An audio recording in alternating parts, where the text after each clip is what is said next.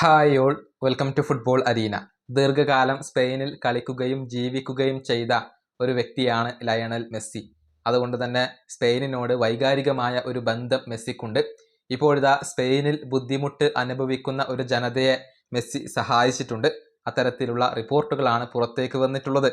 അതായത് ഈയിടെ കാട്ടുതീ പടർന്നു പിടിച്ച ഒരു പ്രദേശമാണ് മാഡ്രിഡിലെ സിയാറ ഓസ്റ്റെ റീജിയൻ.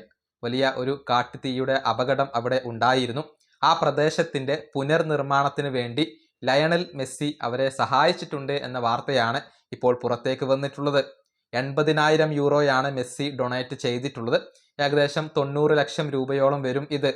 മെസ്സി ഡൊണേഷൻ നൽകിയ വിവരം മാഡ്രിഡിലെ ഈ കമ്മ്യൂണിറ്റിയുടെ പ്രസിഡന്റായ ഇസബേലാണ് അറിയിച്ചിട്ടുള്ളത്.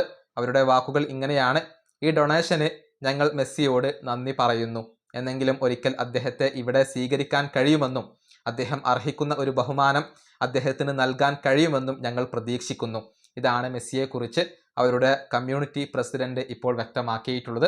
ബുദ്ധിമുട്ട് അനുഭവിക്കുന്ന ഒരു ജനതയെ മെസ്സി ഇപ്പോൾ സഹായിച്ചു കഴിഞ്ഞിട്ടുണ്ട്. ആ പ്രദേശത്തിന്റെ പുനർനിർമ്മാണത്തിന് വേണ്ടിയാണ് മെസ്സി 80,000 യൂറോ ഇപ്പോൾ ഡൊണേറ്റ് ചെയ്തിട്ടുള്ളത്.